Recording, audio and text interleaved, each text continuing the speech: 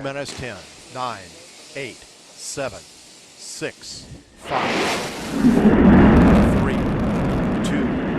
1, 0, and liftoff of Space Shuttle Atlantis on a mission to build, resupply, and to do research on the International Space Station. Houston now controlling. Atlantis begins its penultimate journey to shore up the International Space Station.